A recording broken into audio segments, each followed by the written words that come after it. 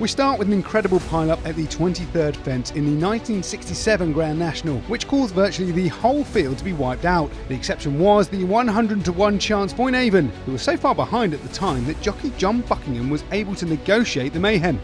Many horses were remounted, but Foinavon was not for catching. The fence was later named in his honour. But coming to the second last now, it's Foinavon and John Buckingham. Blinkered Foinavon a long way clear. Greek Scholar is second, Honey End is fourth. Coming to the second last in the National now, and Foinavon is over. He's towering, but he's well clear. Greek Scholar and Honey End jumping together. Honey End's jumped in second. He's moved into second place now. Coming to the final fence, and Foinavon a long way clear of Honey End in second place. Greek Scholar is third. It may still be a race. Honey End is still making ground, but Foinavon is over and clear, about 150 yards ahead of Honey End, who's still driving on into second place. Third is Greek Scholar. Fourth is Red Alligator, who's finishing fast. Then comes Packed Home, but it's Foinavon holding Honey End as they race towards the line. Foinavon, the unconsidered outsider, and John Buckingham holding Josh Gifford on Honey End. Then comes Greek Scholar and Red Alligator. They're racing up towards the line now, and it's Foinavon who missed that melee at Beeches, going well clear to a fantastic Grand National triumph. Honey End is second. Red Alligator's coming up to be third, and at the line John Buckingham looks over his shoulder, sees there's no danger, ears pricked. Foinavon wins the National. Aidan O'Brien ran 6 horses in the 2017 Derby, with the betting suggesting that the 40-to-1 chance Wings of Eagles was his 5th string. But the Chester Vase runner-up proceeded to spring the biggest Derby surprise for 43 years under Padraig Beggy, a work rider at Ballydoyle, riding in the race for the first time. Wings of Eagles was injured on his next start and retired to stud. Behind these Cracksman is being asked to stretch now, then Permian. Down the outside is Capri. They're homeward bound with 3.5 furlongs left to gallop. Douglas MacArthur is loose on the field, chased by the Anvil. Best Solution. Then Venice Beach. Cracksman begins to find his stride. Now beginning into second place and eating into the leader's advantage. Permian, Capri out very wide. Cliffs of Moher and then Eminent. They race down inside the final 2 furlongs. Douglas MacArthur is chased all the way by Frankie Dettori on Cracksman. And here comes Cliffs of Moher down the wide outside under Ryan Moore, and he goes on sweeping past both of them. Eminent battling on too. Then Wings of Eagles, Cliffs of Moher, Wings of Eagles swooping though, and Wings of Eagles gets up to win.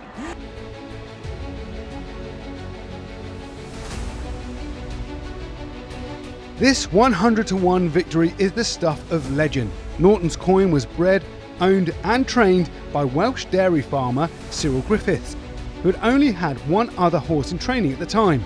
Griffiths had intended to run Norton's Coin in a handicap at the meeting, but missed the entry deadline. Griffiths, who had milked his cows as usual before driving Norton's Coin to the track, only kept horses as a hobby. Over on the far side, Toby Tobias comes to challenge for the lead. Desert Orchid on the stand side, Norton's Coin between horses. It's Desert Orchid on the near side, Toby Tobias on the far side. Desi lands a neck in front, Tenor Spades has fallen there. Racing to the final fence now, Desert Orchid is under pressure.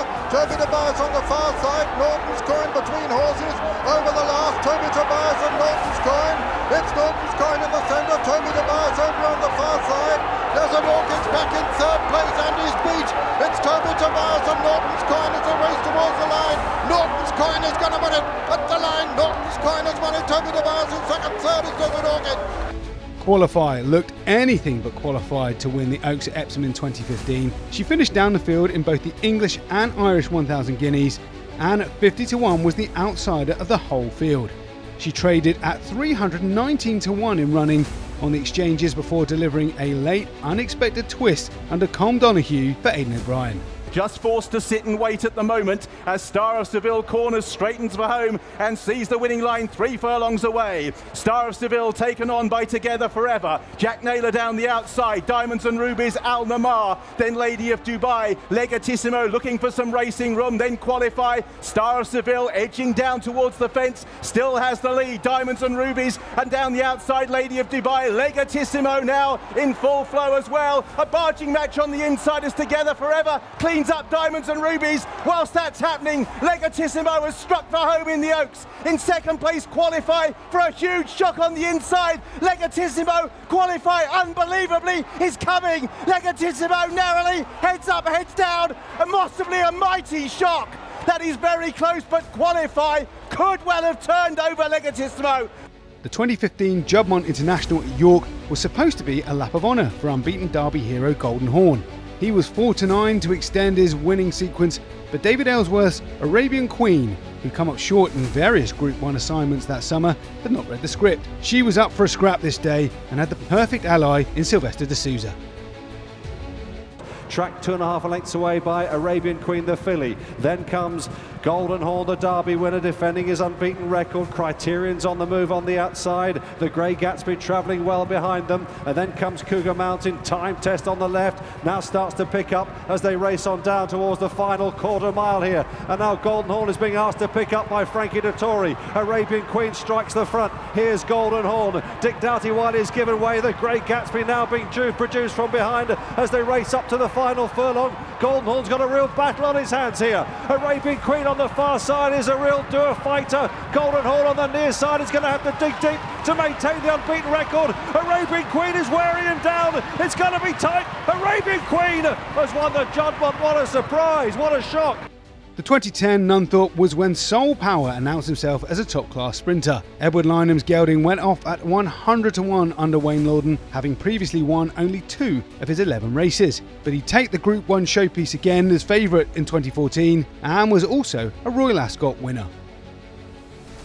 Out wide on the far side, Kingsgate Native. The one that can't go is Mr. Hugh and Dinkum Diamond at the back. Piccadilly Filly now wearing down Rose Blossom. They've gone like the wind here. They're 2 or 3 lengths clear still. Soul Power, Star Spangled Banner beginning to find his stride on the near side. Then Prime Defender and Spin Cycle and Borderless Scott. Soul Power takes over. Here's Star Spangled Banner trying to bridge the gap. Soul Power for Ireland. Star Spangled Banner can't get him. A huge upset. Soul Power wins the Nunthorpe from Star Spangled Banner. Prime Defender on the far side.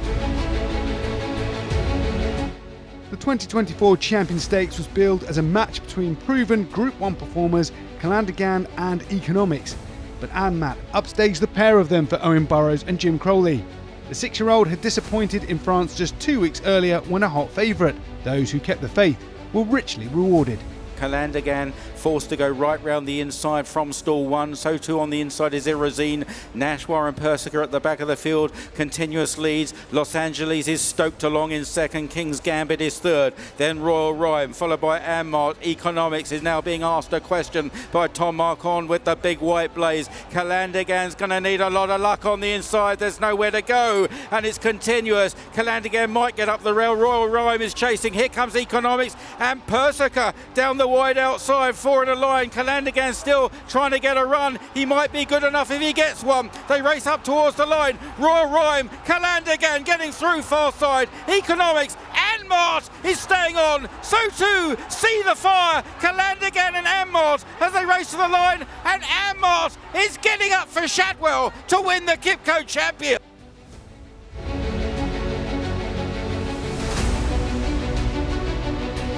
Lisnagar Oscar lined up for the 2020 Stayers Hurdle, having not won for 13 months, and with his fortune seemingly in decline. But with the odds-on favourite Paisley Park having an off day, the door was open for the 50-1 chance to bounce back with a bang for jockey Adam Wedge and trainer Rebecca Curtis. Paisley Park trying to pick up. Bacardi's now is smuggled into the race by Patrick Mullins on the outside. To Be Fair is trying to stay on. Meanwhile, Emmy Tom tries to pick up towards the far side. It is now Lisnagar Oscar and Adam Wedge who go to the lead. Bacardi's and Ronald Pump, Somerville Boy, To Be Fair, Paisley Park and Emmy Tom inside the final furlong. The final flight of the Stayers Hurdle. Lisnagar Oscar led by a length and a half. Ronald Pump was over in second.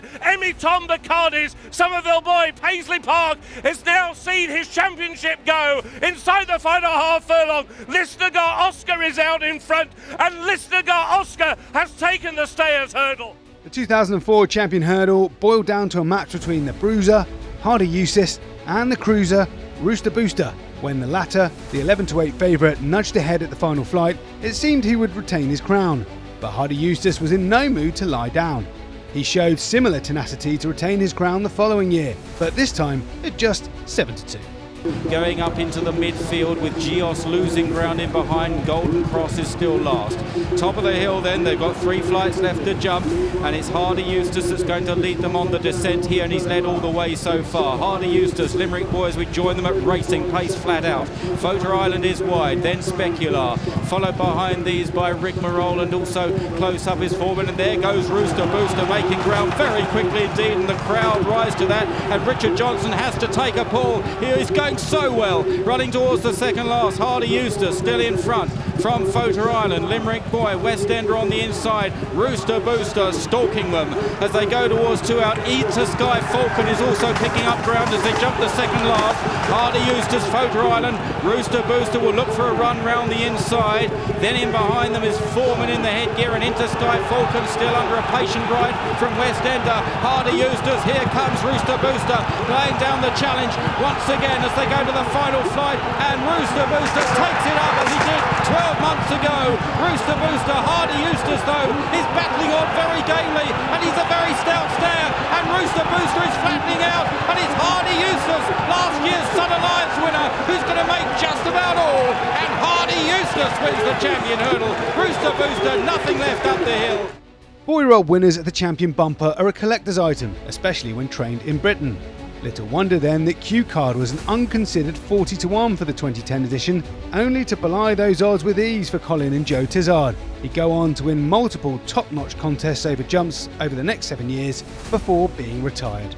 Alfa Rob's always been at the head of affairs and continues to travel powerfully on the front end. Closest pursuer is Made in Time, then Q Card in 3rd place. Shot from the hip, Frawley up the inside is making some ground. Tavern Times making ground as well with Dare Me and then Mega Star, but it's Alfa Rob who leads. Q Card is absolutely cantering behind the leader at the moment, and Angled Out's going to get a crack at him shortly. Frawley is towards the inside in 3rd place, and then comes Dare Me and Made in Time. So uphill and Alfa Rob, but this looks a one-horse race. Q Card has come to the front and is about 2 or 3 lengths clear from Alfa Rob in 2nd. Then comes Frawley. Behind these is Dare Me, but up the hill it's St Patrick's Day, but for the first time in quite a while this runaway winner of the bumper is not trained in Ireland. It's for the Tizards. Q Card is going to absolutely rout them. Q Card beat Alfa Rob into 2nd place. Frawley ran home 3rd ahead of Tavern Times, Megastar. Behind these was Bishop's Furs, who got going late in company with Dare Me. Watch live racing now on racingtv.com.